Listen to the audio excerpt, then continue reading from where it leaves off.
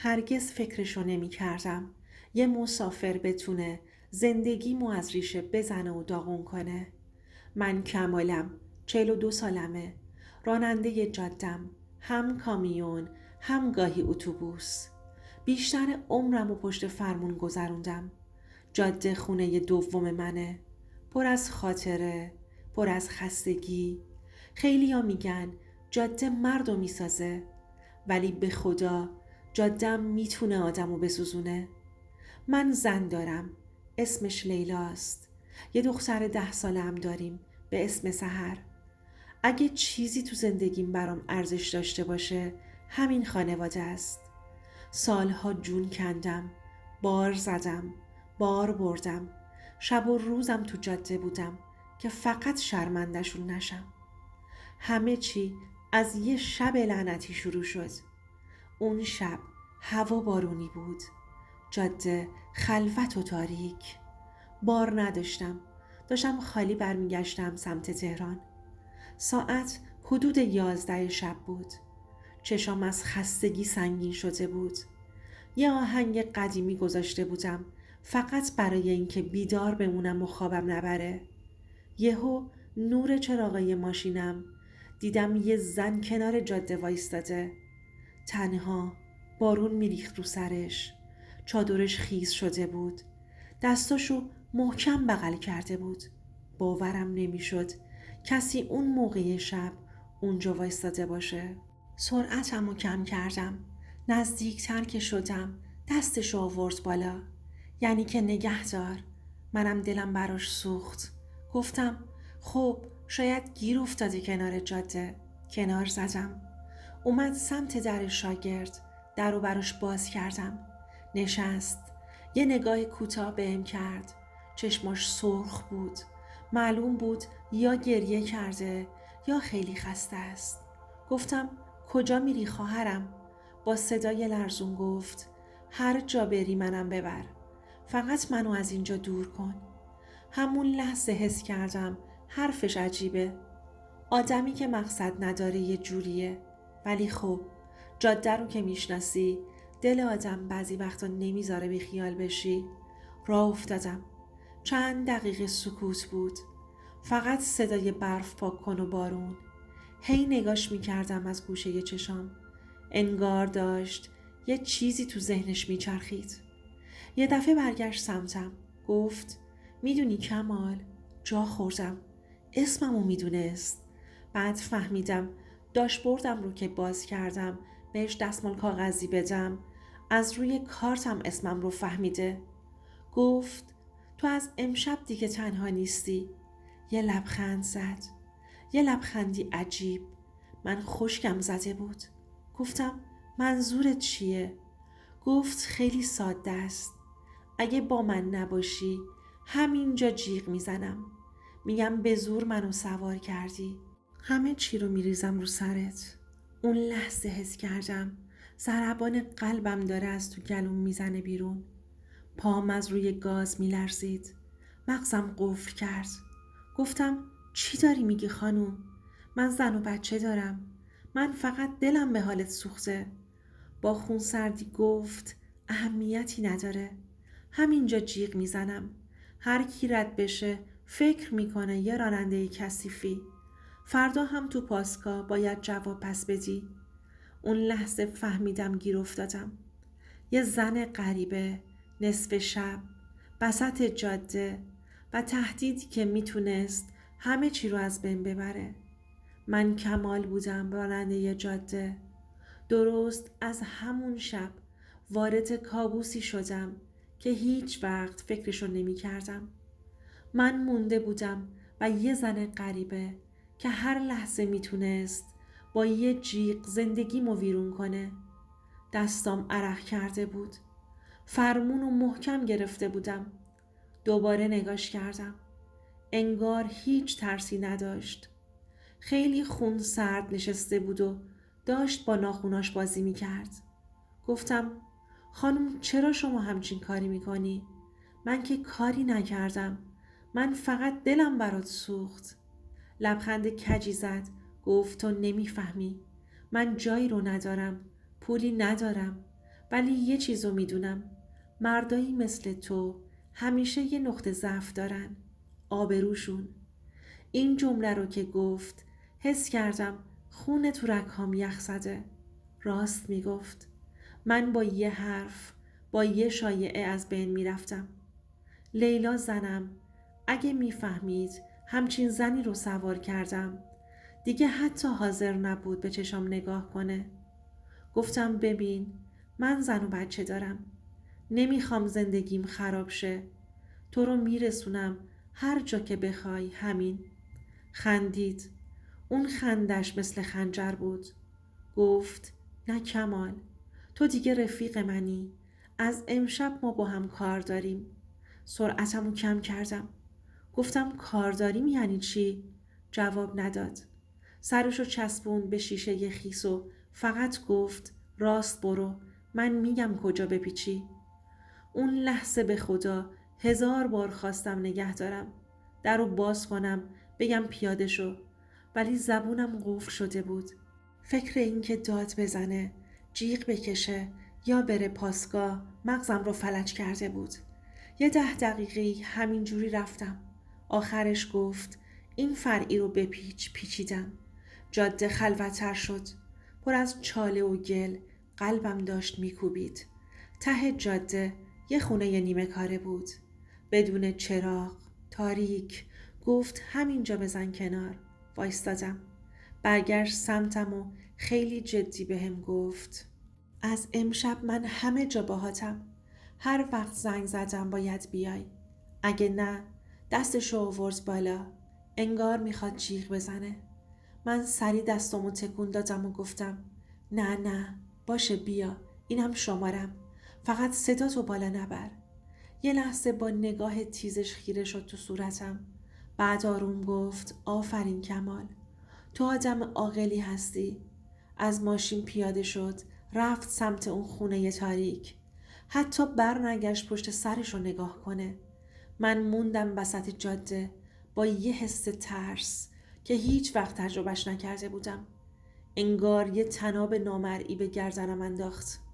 اون شب تا تهران همش داشتم به خودم فوش میدادم. میگفتم چرا اصلا نگه داشتم؟ چرا دلم سوخته؟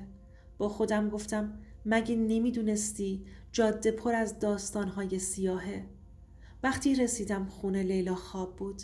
رفتم بالای سر دخترم سحر. پیشونیشو بوسیدم. اشک تو چشمام جمع شد. با خودم گفتم کمال اگه زنت بفهمه، اگه دخترت بفهمه چی؟ ولی دیگه دیر شده بود. من تو تله افتاده بودم و اون زن اسمش هر چی بود که نمیدونستم راهشو بلد بود چطور آدمو اسیر کنه. حتی شماره پلاک ماشینم رو برداشته بود. فکر میکردم همه چی همونی یه باره و تموم شده. گفتم ولش کن کمال، دیگه نمیبینیش. ولی آدم گاهی اشتباه میکنه. 3 روز بعد نصف شب گوشیم زنگ خورد. یه شماره ناشناس. اول جواب ندادم. دوباره زنگ زد. واسه این که بچه ها بیدار نشن جواب دادم. صداشو شنیدم. سلام رفیق، جاده ای؟ یادت که نرفتم. قلبم اومد تو دهنم. صداش مثل یه خنجر تو تاریکی بود. گفتم تو کی هستی؟ خندید. مگه یادت نیست وقتی فرمونو گرفتی دستت داشت میلرزید؟ همونجا دلم ریخت. با صدای خفه گفتم چی میخوای از من؟ گفت فقط یه چیز کوچیک. فردا شب کنار پمپ بنزین قدیمی جاده کرج میای؟ نیای میدونی چی میشه؟ گوشی رو قطع کرد. من موندم با 1000 فکر سیاه. تا صبح خوابم نبرد. صبح لیلا حالمو که دید گفت کمال چرا رنگت پریده؟ مریضی؟ یه لبخند زورکی زدم. گفتم نه بابا، فقط خستم. ولی دلم شور میزد. نمیخواستم دروغ بگم. اما چطور میتونستم بگم یه زن غریبه زندگیمو گرفته دستش؟ فرداییش ناخودآگاه ماشینمو بردم سمت پمپ بنزین قدیمی. غروب بود. هوا نیمه تاریک. چراغ‌های زرد و کثیف پمپ بنزین. اونجا وایستاده بود همون زن با یه چمدون کهنه. اومد نشست کنارم. گفت خوب شد اومدی. میدونستم جرأتشو داری. دستم رو روی فرمون فشار دادم. گفتم خانوم، من کارم جاده است. زندگی دارم. زن و بچه دارم.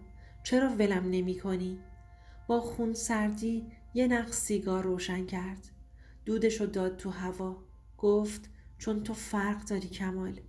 تو اولین مردی هستی که منو سوار کرد بدون اینکه به چشم دیگه ای نگام کنه. همین باعث شد گیرت بیارم. مغزم هنگ کرده بود. انگار داشت بازی می کرد. گفتم باشه، حالا چی کار می خوای بکنی؟ گفت یه خونه کوچیک تو حاشیه تهران پیدا کردم. میخوام بعضی شبها برسونیم اونجا. پولش رو بهت میدم. گفتم پولت به درد من نمیخوره. با نگاه سردی گفت نه پولم نه، رازم که به دردت میخوره. اون جمله مثل پتک خورد تو سرم. از اون شب به بعد چند بار مجبور شدم برسونمش. هر بار یه جای تاریک، یه کوچه خلوت. کم کم حس کردم زندگیم داره میره سمت سرازیری. چون یه دروغ 2 تا شد، 3 تا شد. لیلا میپرسید چرا دیر میای؟ چرا گوشیت خاموشه؟ چرا بوی سیگار میدی؟ من دست پاچه جواب میدادم. میدونستم شک کرده ولی چیزی نمیگفت. اون سکوتش از هر داد و فریادی بدتر بود. یه شب وقتی رسیدیم خونه نیمه کاره تو همون جاده، اون زن برگشت و گفت اسممو نمیپرسی؟ گفتم برام مهم نیست. لبخند زد و گفت نسرین هستم. نسرین یه اسم ساده اما پشتش یه دنیا رمز و راز بود. گفتم نسرین خانم، چرا این کارا رو میکنی؟ چرا منو ول نمی کنی؟ یه نگاه تلخ انداخت بهم. گفت چون آدمی مثل تو رو خراب کردن آسونتر از اونه که فکرشو میکنی. اون شب برگشتم خونه. لیلا بیدار بود. نشستیم روبروی هم. گفت کمال، من دیگه اون مرد سابقو نمیبینم. چیزی قایم میکنی؟ اگه مردی بگو. عرقم در اومده بود. گفتم نه بابا چیزی نیست. فقط جاده خستم کرده. ولی ته دلم میدونستم دارم سقوط میکنم و نسرین مثل یه سایه هر جا میرفتم پیدا میکرد. دیگه حتی تو خوابهام هم ولکن نبود. نسرین مثل یه سایه افتاده بود دنبال زندگیم. هر بار که میگفتم این آخرین باره، دوباره یه راهی پیدا میکرد و جلوی پام سبز میشد. یه شب که تازه بارمو تخلیه کرده بودم و خسته داشتم برمیگشتم خونه، دیدم کنار جاده وایستاده. انگار میدونست از کدوم مسیر رد میشم. سوار شد. گفت کمال، تو نمیتونی منو ول کنی. کلافه شدم. گفتم نسرین، تو میفهمی چی داری میگی؟ من زن و بچه دارم. اگه لیلا بفهمه همه چی تمومه. یه نگاه سنگین انداخت تو صورتم. آروم گفت پس بذار خودمو بندازم بیرون از ماشینت. اون وقت تو باید جواب پس بدی. همه میفهمن راننده جاده‌ای یه زن بی‌پناه رو کشته. ترمزو زدم. پام میلرزید. گفتم دیوونه ای؟ لبخند زد. نه، فقط بلدم چجوری مردا رو نگه دارم. اون شب دیگه نفهمیدم چی شد. فقط یادمه من و اون توی یه جاده خاکی پیچیدیم. سیگار پشت سیگار و نسرین هی از گذشتش میگفت. از فقر، از خونه‌ای که هیچ وقت براش امن نبود. از مردایی که فقط یه چیز میخواستن. گفت من فرق دارم اما میخواست منم تو بازی بمونم. برگشتم خونه. لیلا کنار دخترمون خوابیده بود. اونقدر معصوم بودن که دلم میخواست زمین دهن باز کنه و منو قورت بده. فرداییش لیلا پرسید کمال، این خط و خشای روی دستت چیه؟ یاد ناخونای نسرین افتادم که شب قبل بازوی دستمو خراشیده بود. من توجیه الکی آوردم. گفتم بارو که تخلیه می کردم دستم گیر کرد. لیلا فقط نگاه کرد. چیزی نگفت. ولی اون نگاهش مثل 1000 تا سوال بی جواب بود. از اون روز به بعد لیلا دیگه مثل قبل نبود. سرد شده بود. کمتر حرف میزد. کمتر میخندید. حس میکردم همه چی رو فهمیده. ولی چیزی نمیگفت. همین سکوتش بیشتر منو میترسوند. یه شب وقتی داشتم آماده میشدم برم جاده، اومد دم در و گفت کمال، یه سوال دارم، راستشو بگو. اون زن کیه که چند وقت سایت شده؟ نفسم بند اومد. سرمو پایین انداختم. کدوم زن؟ با تلخی خندید. پس هنوز جرأت نداری حتی اسمشو بیاری؟ اون شب کل جاده رو با کابوس روندم. هر کامیون، هر چراغ ماشین برام شد یه هشدار. انگار سرنوشت داشت میگفت کمال، داری همه چی رو از دست میدی. وقتی برگشتم دیدم وسایلش رو جمع کرده. یه ساک بزرگ گوشه یه خونه بود. پرسیدم این چیه؟ گفت تا وقتی حقیقت رو نگفتی من و دخترت پیشت نمیمونیم. دستم میلرزید. گفتم لیلا، به خدا من اشتباه کردم. فقط یه بار بود. گفت یه بار هم برای خراب کردن همه چی کافیه. همونجا فهمیدم نسرین فقط یه زن نبود. نسرین یه نفرین بود. نفرینی که کم کم داشت زندگی ساده منو میبلعید. اون شب توی تنهایی خونه فقط به یه چیز فکر میکردم. چرا اون شب بارونی؟ چرا اون جاده لعنتی؟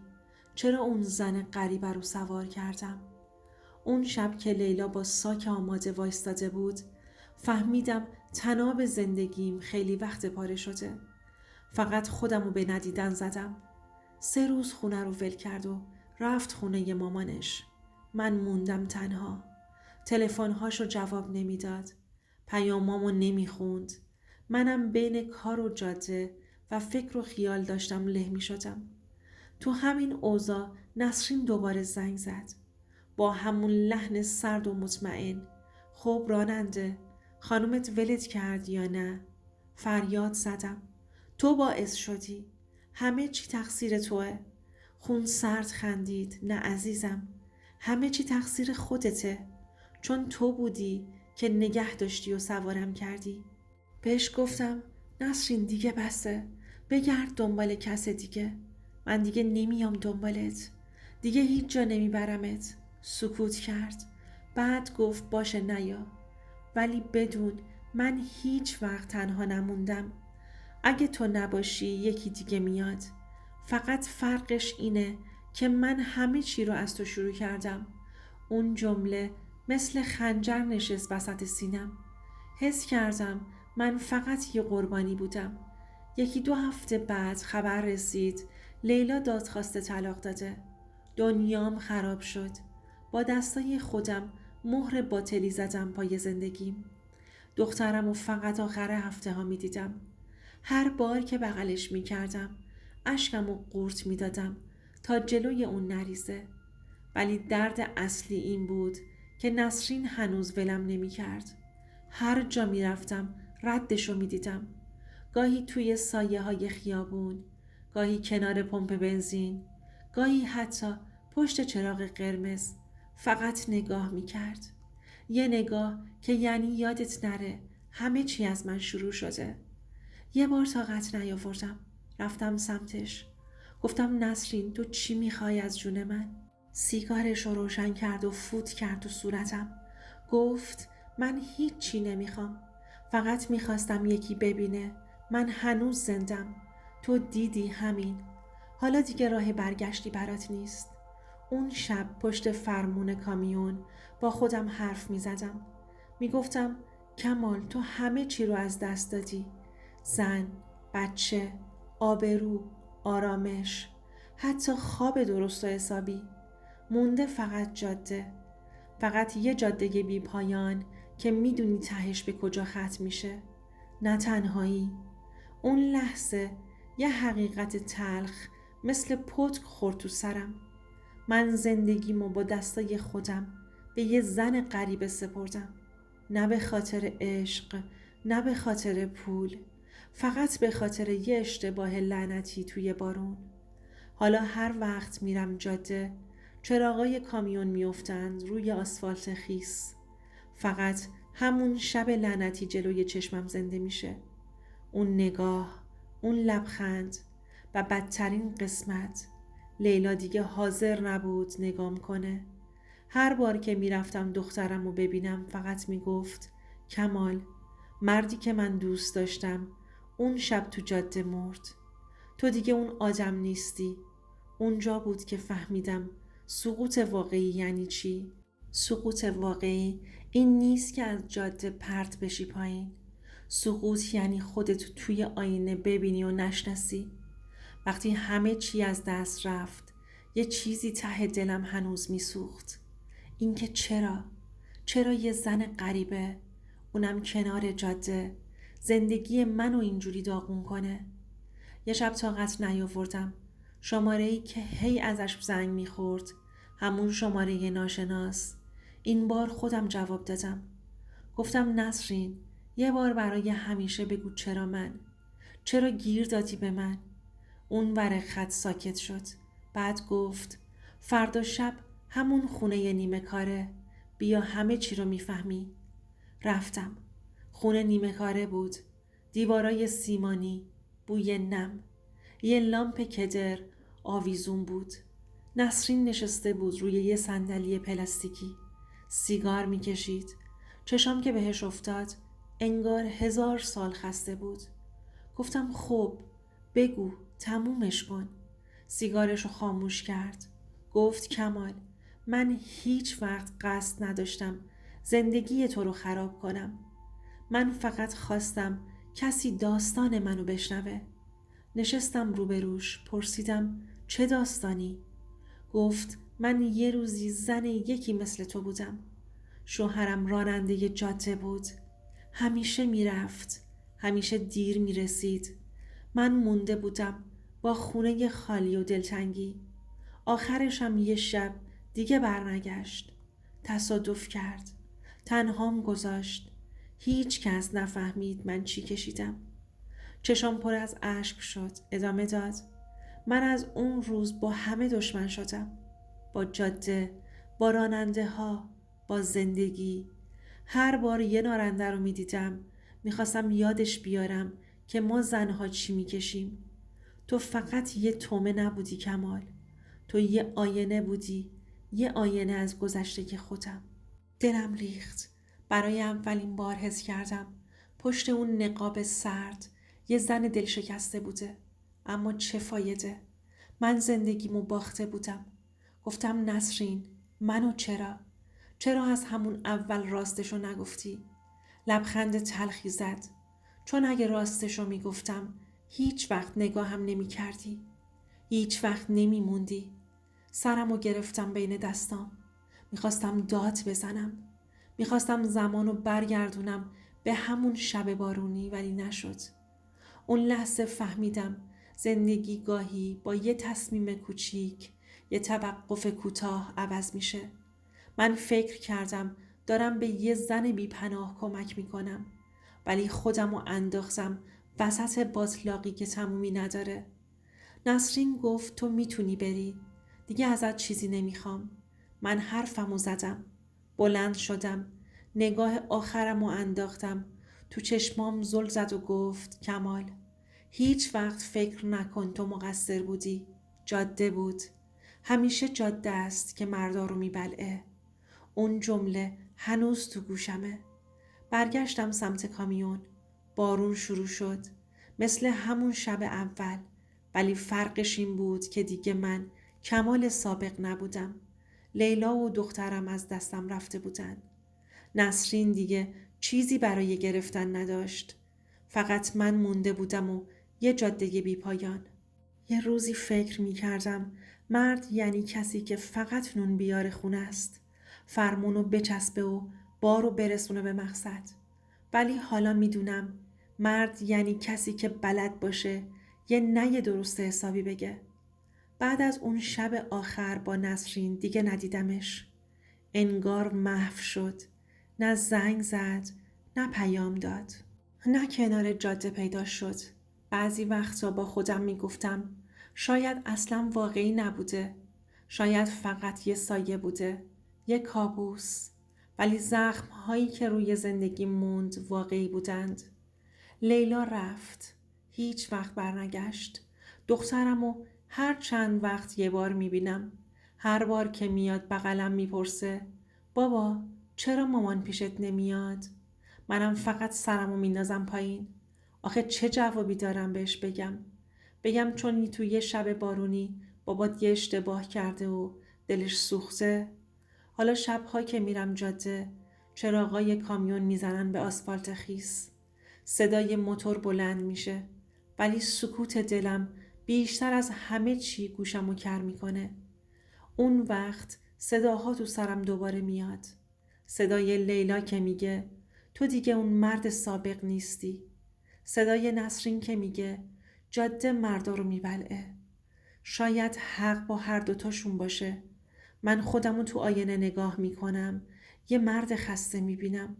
با خطهایی که زودتر از سنش افتادن رو صورتش. ولی یه چیزو خوب میفهمم. هیچ کس نمیتونه زندگی آدمو خراب کنه جز خود آدم. آره، نسرین یه بهونه بود. من بودم که گذاشتم زندگیمو ببره تو سرازیری. من بودم که بلد نبودم نبگم. حالا دارم اینا رو میگم برای شما که داری گوش میدی. شاید خیلیاتون راننده نباشین. شاید اصلا جاده‌ای ندیده باشین. ولی زندگی هممون پر از اون لحظه های بارونیه. همون لحظه هایی که یه انتخاب کوچیک میتونه همه چی رو عوض کنه. اگه جلوشو نگیری میشی مثل من. یه مردی که دیگه فقط با جاده حرف میزنه. این قصه من بود. قصه کمال. یه راننده ساده که فکر میکرد یه مسافر غریبه فقط یه توقف کوتاهه. ولی شد کابوس همیشگی. و آخرش میخوام یه چیزی بهت بگم رفیق. هیچ وقت به بهونه دلسوزی یا کنجکاوی زندگی تو نذار وسط قمار. چون خیلی زود میبازی و وقتی ببازی هیچ کس نیست که جاتو پر کنه. اگه دوست داری صدای آدم‌هایی رو بشنوی که زندگیشون رو باختن اما هنوز نفس میکشن، این کانال رو دنبال کن. اینجا سایه های خیانته. صدایی برای اونایی که هیچ وقت صدایی نداشتن.